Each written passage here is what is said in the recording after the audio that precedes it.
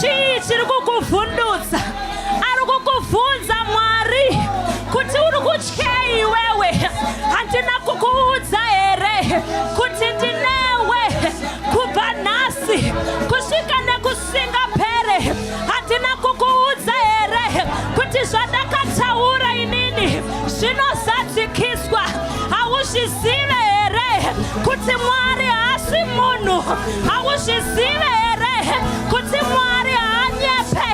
Akataya bashaya terebebesha rekatele beshaya taya baka retaya baba baba bashataya baba retaya bashakataya ba rekatele bebebesha rebataya bashata rekabashatana baba babasha. Moyo wako ari kukuziva, misozi yako ari kuiona. Rekataya basha rekatele beshaya ta repapa baba taya ba rekataya bashataya ba. Ndi Mwari anoona, arare Mwari uyu, anyepe Mwari uyu. Nyaya yako ise mumaoko ake. Rataya baba babasha. Mwari, ini nemhuri yangu tazvikomekeza mumaoko enyu Jesu. Ini nemhuri yangu tasarudza kuvimba nemi. Ini nemhuri yangu tasarudza kutarisa kwamuri Jesu. Akataya bashaya terebebesa tarabashaya ta akataya mumaoko Mwari, mumaoko Mwari, handizoti nyangwe zvimire sei kana kudedera, tinogara mumaoko Mwari. Can we just declare that one more time? Mumaoko Mwari. Vanhu vangataure mumaoko, zvinhu zvingachinje asi isu hativhunduke. Handizo kana kudedera, tiri mumaoko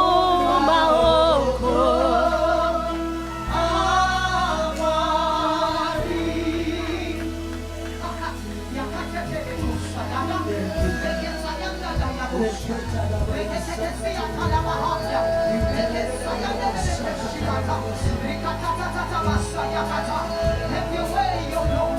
Have your way, Jesus. Have your way, Master of the universe. Have your way, Almighty God. There is none like you. Thank you, Father.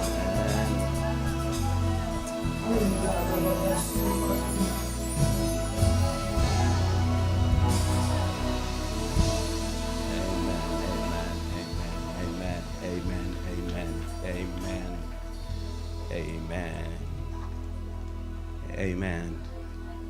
Tinotenda Mwari. Thank you so much, praise and worship, for leading us in the presence of God as usual. Amen. Tinoda kutenda Mwari. Thank you so much for a great job that they are doing. Amen. Aiwa, tinotenda Mwari. Toda kuti tipfuure pamberi neprogram nezuva ranhasi. Program yatinayo, a special service yatinayo today, Holy Spirit Sunday. Amen.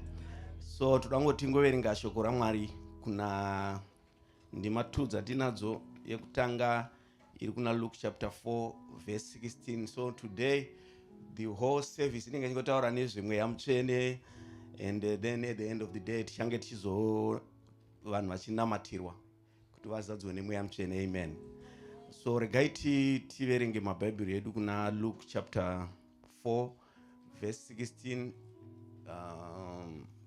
Luke chapter 4, 16 to 19. Luke chapter 4, 16 to 19. Okay.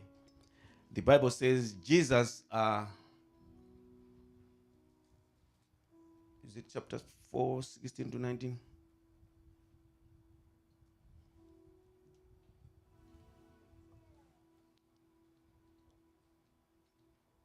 Yeah, that's the one. But I think the version is very different. Okay. Jesus returned to Galilee in the power of the Spirit, and news about him spread through the whole countryside. He was teaching in the synagogues, and everyone praised him. He went to Nazareth, where he has been brought up, and on the Sabbath day he went into the synagogue, as was his custom.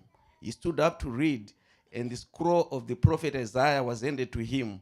Unrolling it, he found the place where it was written, "The Spirit of the Lord is on me, because he has anointed me to proclaim good news to the poor. He has sent me to proclaim freedom for the prisoners and recovery of sight for the blind, to set the oppressed free, and to proclaim the year of the Lord's favor." Acts chapter 1, verse 8. We all know these scriptures. Acts 1, verse 8. Bible notice, but you shall receive power when the Holy Spirit has come upon you, and you shall be my witnesses to me in Jerusalem and in all Judea and Samaria and to the rest of the earth. Amen. So toda kuti taure pamusoro pe issue yatinayo tine zuwa ratakagadzira today. It's very strategic why tiri kuita zuwa iri today. For those who are going vari kuenda kuma cell group, tichidzidza about soul winning nai. Kuti tinonowina soul winning. Tinonotora sevanhu soul winning. Amen. So in the month ya May tinenge ticha one for Jesus. But before that, Jesu vanhu vasati madzidzi vake vasati vaenda, akavataurira kuti tari in Jerusalem, garai muJerusarema kusvikira mazadzwa nemweya mutsvene. So Jesu ndobva apa pandaverenga pana Acts 1 verse 8 akati muchagamuchira simba kana mweya mutsvene uchinge wauya pamusoro penyu, then mozova zvapupu. Amen. Saka kuti munhu ave chapupu chiri very effective, anofanira kunge akazadzwa nemweya mutsvene. Amen. Saka the reason why tiri kudaro tine a mandate yatinayo mugore rineri. Tikaita zvese tinogona kuimba, tinogona kuparidzirana, tinogona kuuya kuchechi. But kuti tive effective munyika yatiri, tinofanira kunge takazadzwa nemweya mutsvene. Kutaura kusina mweya mutsvene hakuna results. Tinongoita noise. Inini ndaisenza kubasa kwataigadzira mabullets. Tinoti tinomati marounds, but ndikati mabullets munobva manzwisisa. But chinonzi bullet ndochekopa chiyachi. Yese nonzi cartridge. Saka pataigadzira mabullet, pakambani pedu pane avaiti live rounds. Ndori neka copperhead. Koita ainzi blank rounds, haana ka copperhead. Saka live round ne blank round, difference iripo ka copperhead kaikai. Ka copperhead ndo kanonohita target. But zvimwe zvese waisa that cartridge mu AK-47, sound is the same. The gunpowder yataisa mu blank cartridge ne mu live round, that's really the same. Noise yaitika maridzira yataita AK-47 anga ari the same. Difference chet yaibuda yanga iri yekuti live round raihita target and blank round raihita noise. Then ndaiuya nefuti ine blank round ikamaridza mese munomhanya imi. Muchifunga kuti taakufa. But munozoona muri vapenyu. Asi munhu anenge ane live recopa rearia ndiye anohita target. Saka even in a church environment, tinogona nge paine live blank. Live ndo anonza results. Blank anotoita same noise. Anotoimba same mavhesi tichitojaiva. Dambudziko rinozongoitika munhu apedza kuimba nekuparidza hapana zviri kuitika. Asi munhu anenge anointing manje anounza results. Amen. Saka difference iripo pamunozoona pamakristu pavana vaskevha napaul. Vana vaskevha vanga vari mablank cartridge. Paul akanga ari alive. Aita akataura aihita madhimoni. Vana vaskevha vakataura madhimoni otovhunduka ndiani kwari kuitira noise. But madhimoni haazongomirire ipapo kana wamadisturber. Amen. Saka pane difference a church iri spirit filled ne a blank church. Pane difference between a Christian who is spirit filled and a blank Christian.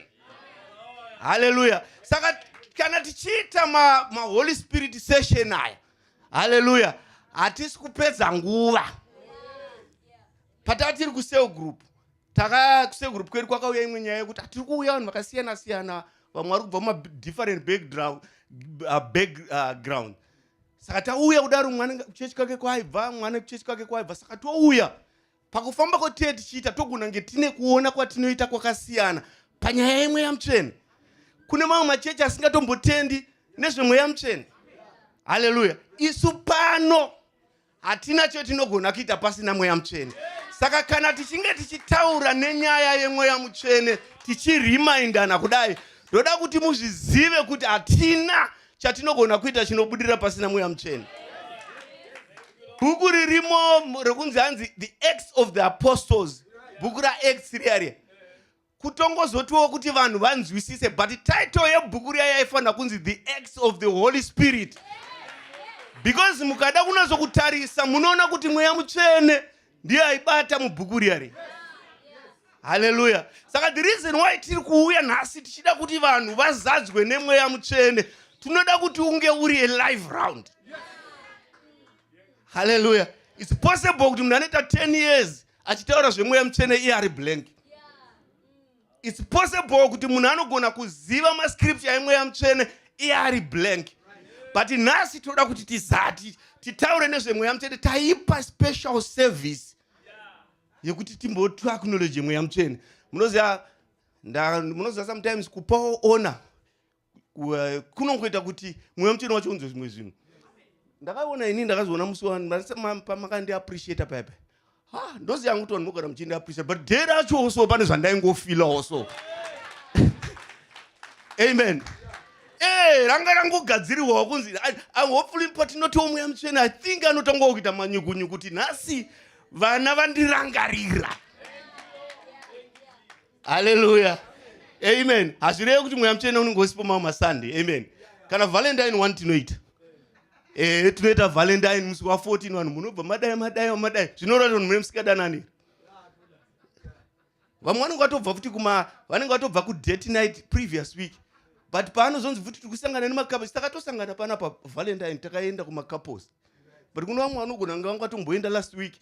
But the reason why vanhu vachida Valentine is not kuti vanhu vadanani, but it's because it's just a special day vanhu vanombotaurira hawo. Hallelujah. Saka nhasi special day remweya mutsvene. Amen. Jesu akati, is there anyone who is thirsty among you? Ngaauye. Hallelujah. Those zvinotaurwa naJesu. Kuna mapisarema munyoro mapisarema otaura kuti Lord, hanzi Mwari, I thirsty for you. In a land, in a weary and dry land where there's no water. Ainzwa nyota yemvura ya Mwari mu desert. Kana uri mu desert chinhu chounenge uchitonzwa chikuda chounodokairira stereki imvura. But iye desire yake yaMwari yakanga iri more than yemvura. Hallelujah. Amugore rino tunoda kuti vana vepa Harvest International Church zvive zvitopota zvinozadzwa nemweya mutsvene. Pane madhoktrine okuti unongofunga kuti mupastor chete ndiye anofanira kunge ari anointing. Iwe, you are a dangerous weapon in the eyes of God kana wakazara nemweya mutsvene. Hallelujah. Kana wakazara nemweya mutsvene. Hallelujah. Munoziva munonzi muBhayibheri chandakazoona pandaitaura, nhasi hatikutaura zvemweya mutsvene, but at the same time tichitichana. Mweya mutsvene haisi mhepo. Kuna mwana anoti tikataura zvemweya mutsvene unofunga kuti zimhepo, but Holy Spirit, Holy Spirit. Ndinofarira maZimbabwean pashona yedu vanoti kana vachinamata vanoti Mwari Baba, Mwari mwanakomana, Mwari mweya mutsvene, vanenge vachiziva kuti ndimwari. Mweya mutsvene harisizi mhepo. Takutoticha kune vamwe vasinganzwisise zvemweya mutsvene. Mweya mutsvene ndimwari. Kutanga kwenyika munotonzwa kuti mweya mutsvene he was hovering around the earth. Saka panotanga Bible munoona kuti mweya mutsvene aripo. Pachatorwa church nerapture, mweya mutsvene ndiye ari kuita sei? Ende pachangobva mweya mutsvene panyika pano, ndopachasara chaos yese yakuitika. Munomboziva kuti kutombotsiga kuri kuita vanhu nezvinezvi presence yemweya mutsvene. Hallelujah. Mweya mutsvene throughout the Bible kumaprofesa munoverenga maitonzwa kunzi mweya mutsvene waiuya, wakauya pana Samson. Samson anga asiri monye, anga asingaende kujimu. But mweya mutsvene wakauya pari akangotakura zigedhi akaenda naro pagomo, so kushaya kuti ari kuita simba ramweya mutsvene akangosumudza gedhi ndobva aenda naro pamusoro pegomo. Munoziva kubva kuOld Testament tichienda kuNew Testament, Jesu chaiye asati atanga ministry 30 years dzekutanga tinzwe nezvake. Patinotanga kunzwa kuti Jesu akutanga ministry, paakabhabhatidzwa mweya mutsvene ukauya senjiva. Wauya senjiva, Jesu ndokubva aenda kugomo achinamata for 40 days and 40 nights ariko. Akudzoka ndopataverenga chinzi akadzoka full of the Holy Spirit. Hallelujah. Akauya ari akazadzwa nemweya mutsvene, ndobva akonfirma paakavhura magwaro akati mweya waShe uri pamusoro pangu, wandizodza kuti nditaure vhangeri. Munoona kuti vhangeri ritaurike panoda anoindi.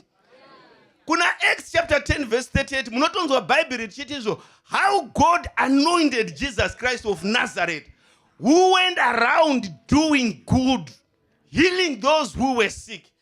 Mwari vakatanga nekuzodza Jesu, ndopa akazotanga kuenda. Saka iwe usaita mistake yokuenda kunyika uko usina anointing, usina action ya Mwari. Hallelujah. Mota isina oil haifambe.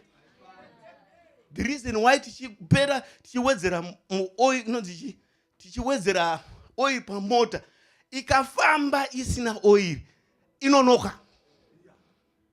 Mota ikafamba isina, mweya mutsvene ndio oil yechechi. Tikada kufamba tisina, tinonoka sechechi. Inonoka mota kutozoigadzira kana yanoka yanga isina oil ibasa. Actually kutorasa engine. Kana bamagoje na bamapupa vachida kundipupurira mamekanika. Kana mota ikanoka, yangu ndakambonokerwa nemota. Ndapa someone andikumbira novagara nemota asingachinje. Yakanoka iri muhighway. Bamapupa ndo akatozochinja engine. Mota kana ikanoka haigadziri. Iwe usaita basa rokuita zvinhu zvaMwari usina action. Hallelujah. It's not about kuparidza, it's about chauinacho. Munoona tazara nenyika yekuti munhu anoti akaona TD Jakes ndakamboona mwe muparidza aona TD Jakes achiparidza zve blood of Jesus. Andobva aisumudza message yo baba. Apa message yaibuda, message ye blood of Jesus ya TD Jakes yaibuda. Pane mwana otoziya anoteera no Jones. Otuka ndakazovhunduka ndakutarisa. Ndiona message ya no Jones point by point. Chinozosiyana ndechekuti message yako inenge ichijambisa vanhu, but ma results payakaparidzwa na TD Jakes akanga anamata akaipuwa naMwari ikata ndosaka iwe wakaifarira. But kuzongoidzura usinganamati kuti vachandiona musi weSunday vachazondidai, hazvina ma results.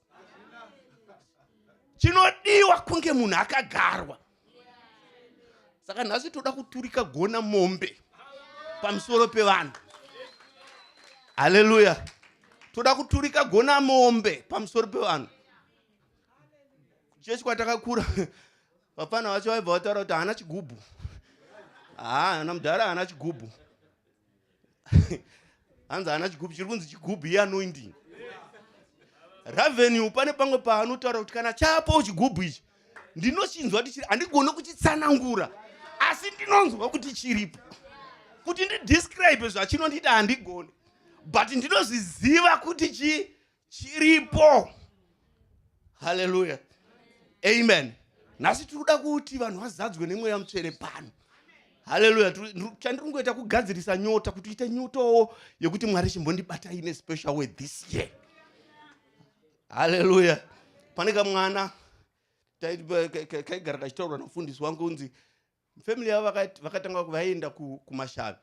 Saka vachienda kumashavi kamwana ndo vakaenda kuna pastor Gore kunzi mufundisi inini muri yangu yoda kundiendesa kung'anga but inini hangwa munoziva tiri maKristu zvokuenda kung'anga izvi zvikanzi mufundisi rega ndikunamatire kana ndakunamatira enda nawo kung'anga kwacho ikuwo sambotya kakani hanzi 12 years 12 years kakani vakanamatirwa napastor Gore ndo vakaenda kung'anga kwake ng'anga yeye kakaona kamwana keke kuda kutiraya kuti dzakaramba ikapedzera iti bisai mwana uyu zvinhu zvangu zviri kuramba nekuda kwemwana uyu kana anoinding haina age kana yakubata anoinding anomira mashavi akati adzishande kana uchinge wamira. Haleluya. Saka kana wewe mwana wa Mwari akazadzwa hakuna kuvhundutswa nemadhimoni, haunavhundutswa nekuti vari kuzotaura zvakati kumusha vari kupira zita rako riri kutaura. Kana wakazadzwa nemweya mutsvene hazvishande kumwana wa Mwari. The reason why uchitya ndechekuti unozivawo newewo kuti uri empty.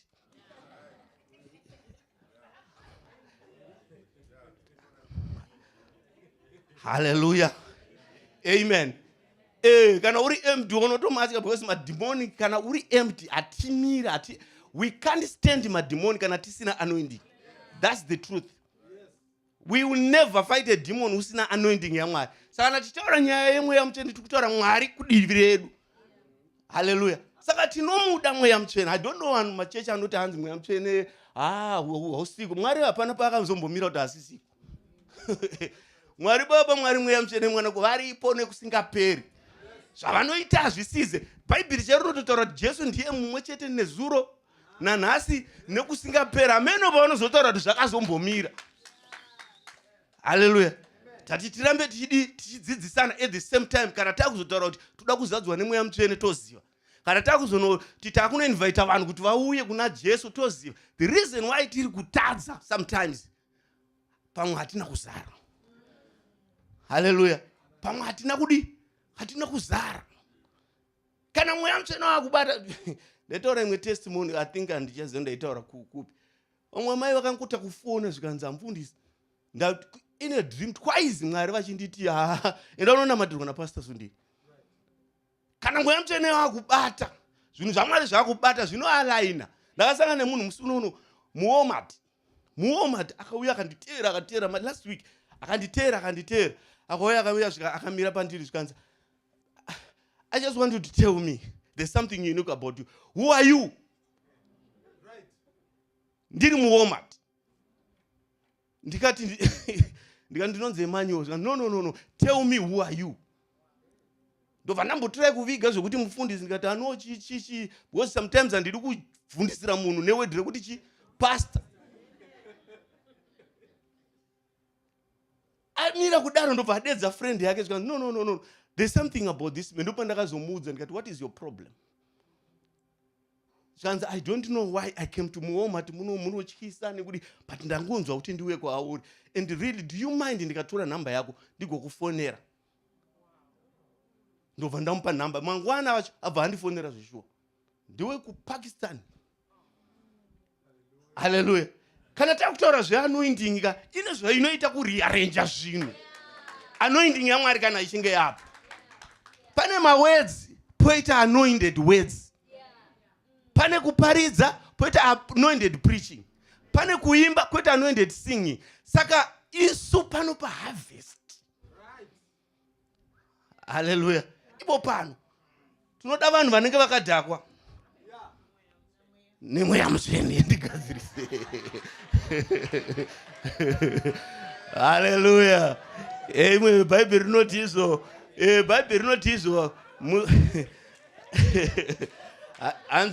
Hanzi musadhakwe newaini asi zadzwai nemweya waMwari. Amen. Nokuti waini woinezve inoitawo. Ukaimwawo waini ine kaanointing kainosiya pane munhu. Kana uchinge wangoimwa waini kana uchinge inini ndaimbomwa yainzi Green Valley. I remember musi story yacho ndakazodhakwa ndikazomesa apo muchato wasekuru wangu. Green Valley ndo yakanga yakunditonga. I'm a very shy person. But pamuchati ndaifara ndichimbomurusa vanhu vese makadi. Ndakazongogara pakona Green Valley iri kutonga. Kuba ndati ndichirusa ndiri pamwe. Vanhu ndopa vakazoona kuti mwana uyu tomuziya akanyarara mataurisiro anga achiita. Yanga ya Green Valley. Ndobva vanditakura ndobva vandisamba ndobva ndagara futi pakona ndobva ndati apo vanhu vakapfeka hembe dzemuchato. Bisi messing up ndobva ndazoiswa panonzi town house muHarare muya ndabhiswa state lottery muya pavanditora vafunga ndiri kurwara ndobva ndaiswa unesi mwe akazouya manje ndiye akatanga kundifila ndobva azonzwa kunhuwa mwana akadhakwa. Saka iwewe ukamwa waini hauiudze zvekuita. Hatimoziya iyo waini inoziya zvekuita newe. Auudze waini kuti endane kumapapu kuenda iwe chako kungoimwa. Kana waimwa waini inoziya madhilire inoita newe. Unotanga kuona kunyara kwakupera, unotanga kuona wakutojabula. Ndo zvinoitwa nemweya mutsvene. Chako kureceive. Zvaunozoita hazvisiri zvako iwewe. Hallelujah. Basa rako ndero kungoti mweya mutsvene ndiri pano ndizadzei. Kana wakuzadza zvaunozoitwa nemweya mutsvene beyond your control. Hallelujah. Toda kuti everyone ari muno have a very dangerous weapon in the hands of God. Nekuti unenge wakazadzwa nemweya mutsvene. Hatidi kusiya mweya mutsvene saka taisa Sunday yakuti timbokuremindai. Hallelujah. Because tikataura every Sunday tingoti mweya mutsvene zvinopedzera religiously. Zvinongoya zvibuda ndoti mwe dambudziko ratanaro kuchechi kuti tinoziya everything but on a religious point of view. Hallelujah. Tinozviziva mascripture ndiri kutotauraya kune vamwe vanomakota. Ndiri kutomboita ndichiverenga. Munoziva pakuparidza apa kune vanhu vanoziya mascripture kutondipfuura. Okuti ndichitosикota iye anoipedza mumaindi make akagara. But scripture kuti ite live ndokunge yakushanda mauri. Handiti pane nyaya inogara ichitaurwa yemudhara. Pane mufana akamemoriza Psalms 23. Kakaimemoriza vanhu vakazara hanzi audience ikaklepa kuti mwana anoziya Psalms 23. Ndobva pauya mumwe mudhara akauya achimemorizawo Psalms 23. The Lord is my shepherd. Asina eloquence, asina chi. But by the time yaakapedza Psalms 23 hanzi vanhu vanga vakuchema. Psalms 23 yo yakotwa nemumwe zvakanaka. Yakotwa nemudhara uyu. But mudhara uyu paaikota vanhu vachema. Andobva azobvunzwa mudhara zvikanzi ko sei iwewo pawakota Psalms vanhu vachema asi pakota vanhu vanga vachinakidzwa zvikanzi mufana uyu anoziya Psalms. Ini ndinoziya Mwari ari muPisarema. Psalms 23 anoiziva. But Mwari wacho shepherd ari muPsalms 23 haasati akumuziya mufana. Hallelujah. Ndo panoita difference yezvinhu zvakawanda in the Christian world. Hallelujah. Kuziya iye Mwari wacho. Kuziya iye Mwari wacho. Kwete kuziva about Mwari. There's a difference yekuziya about God nekutozivana Mwari wacho sezvahari. Hallelujah. Hapana ndoda kundikudze hazvidi maqualifications echikoro. Hazvidi kuti hanzi unogona chirungu, hazvidi kuti hanzi unogona Shona, hazvidi kuti hanzi unogona chindevere kuti zvakanakira zvaMwari zviri fair. Everyone is welcome. Kumwe kwese ungakundwa mari, ungakundwa kugona kudii kutaura kana kuita sei. HaZvaMwari here ipambazonge.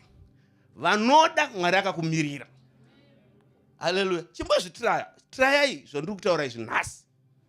Mwabuda pano woita nzara kuti Mwari zvachitaurwa napastor aya ndinombosiya zvavanga vachitaura mandakuda yangu experience nemi.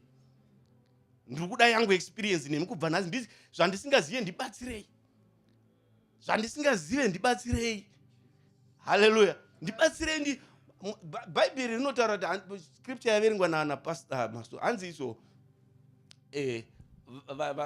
vanotungamirirwa nemweya mutsvene ndo vana vaMwari. Saka mweya mutsvene Jesu akati handikusiyei muri nherera, handikusiyei muri maorphans. Angari Jesu Mwari angari pano, but akubva ndobva taiwa mucharamba muna Mwari, Mwari mweya mutsvene. Ndiye achakutungamirirai muzvokwadi, achakuudzai zvichauya. Munoona, I don't know why tichiignore chinhu chiri important mukati mekurarama kwedu. Mweya mutsvene anotitungamirira. Uchinamata mweya mutsvene anogona kukudza kuti imbomira kukwira mumota. Ukaita nharo ndoponotoona pamwe wazopinda muaccident, but kana uri munhu ari very sensitive, mweya mutsvene anonatso kukuratidza kuti no, there is something that is, that is about. Unenge uri alert in your spiritual walk. Amen. May the Lord help us mugorere togetherness. Tizare tese nemweya waMwari. Tigute mweya waMwari ende uri pano in abundance. Hallelujah. Hapana chinhu chinorwadza Mwari sekuona vana vavo vachitambudzwa ivo varipo. Mwambona vana vanotinetsa vari cheche. Kanoramba chikafu chichiripo. Unotambura kuti hakana mvodya kubva makuseni akasuda munonetseka seka na mwana achiramba kudya. Zuva rese muchikafosa kachiramba. Handiti zvinonetsa. Ndo zvinoitwa naMwari. Mwari chikafu vakatigadzirira.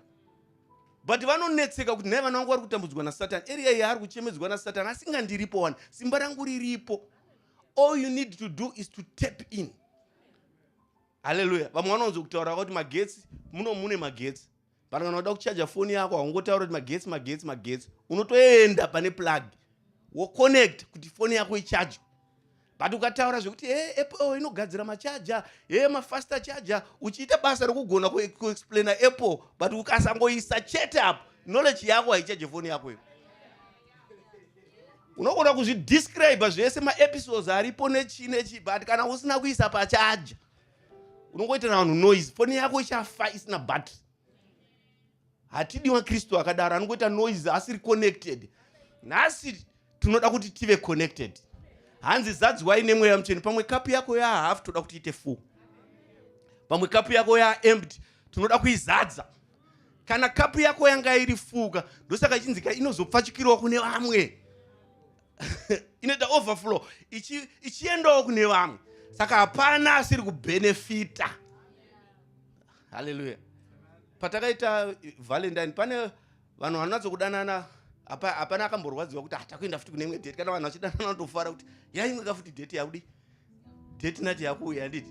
Even next week yacho futi mukati takuita imwe couples. Kana vanhu vachidanana havambocomplaina kuti zvanyanya zvemadate. Zvemweya mutsvene nyange tikazvitaura, kana uri munhu anofarira zvemweya mutsvene hapana pazvirombodi pazvinokuwandira kana kunzwa kuti hai zvinhu izvi zvawanda. Because unoziva mabenefits azvo. Hallelujah. Unotoziva mabenefits azvo. Saka toda kuti nhasi ndiri kusiya part 1 panapa. Because pane part 2 iri kuuya. Hallelujah. Pane part 2 iri kuuya. Ichauya nemunhu waMwari. Nhasi vanhu vese vanama. Saka patiri kukondinya ndakurumidza kupedza ndikuona patane time. Ndikuda topedza izvozvo kuitira kuti tichawana time yekuzodi yekunamatira vanhu. Amen. Saka part 2 iri kuuya. Panguva ino ndambokupai break. MC wedu auye. Auye tikontrol. Then the second preacher ozouya. Then tozopfuurira pamberi as we will be going on. Amen. Toda church iri sensitive kune zvinhu zvaMwari. Saka I will let this time kuna MC auye. Proceed the next service.